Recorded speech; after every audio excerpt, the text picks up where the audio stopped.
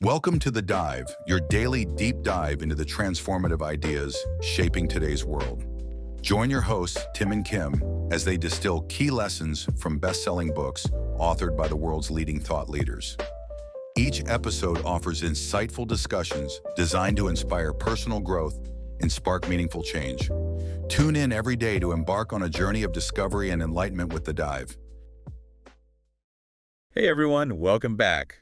Ready for another deep dive? Always ready to dive in. Awesome. So we got a ton of requests to do something on leadership, and we stumbled across this fascinating concept called the law of navigation. Interesting title, right? Yeah.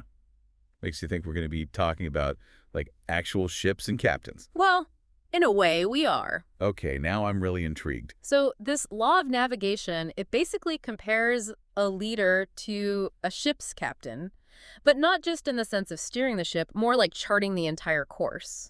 Okay, I'm starting to see where this is going. It's about setting the direction, especially when things get tough. Think about it. When a storm hits, who does everyone look to? The captain. For a plan. Exactly. People need to know there's someone in charge who can get them through it. So are you saying it's not enough for a leader to just react to things as they come up? Right. Steering is reactive, but charting the course, that's proactive. I like that. So how about we dive into an example? Sounds good to me.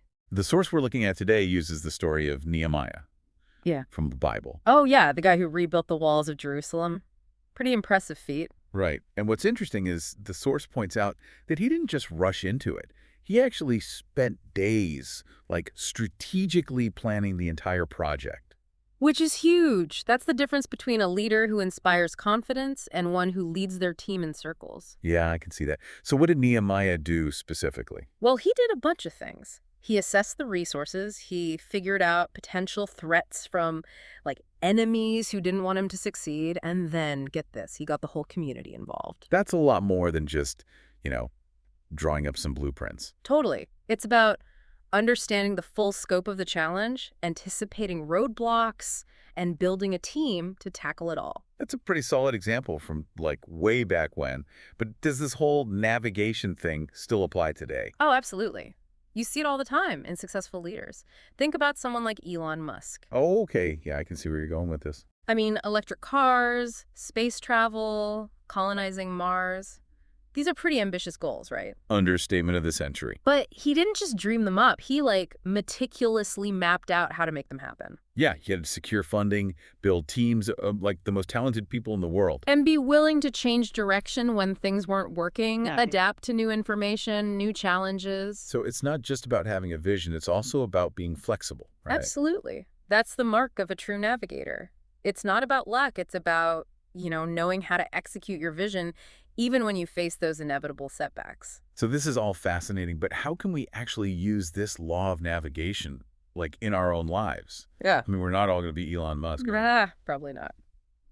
But the cool thing is, the source actually lays out 3 key steps that anyone can use, no matter what you're leading. Whether it's a team at work, a community project, or even just your own personal goals. All right, I'm all ears. Give me those steps. First step. Understand the big picture. Before you do anything else, define your destination. What are you trying to achieve and why? If you don't have a clear destination in mind, you're just drifting. Makes sense. It's like setting your compass before you set sail. But what about all the storms and rogue waves you might hit along the way? That's where the second step comes in. Anticipate obstacles. Think like a captain, right? What could potentially go wrong? Do you have a backup plan? Are you prepared to navigate those choppy waters? And I'm guessing the third step has something to do with the crew. You can't sail a ship alone, right? You got it. Involve your team, communicate the plan clearly, get their input, and empower them to contribute.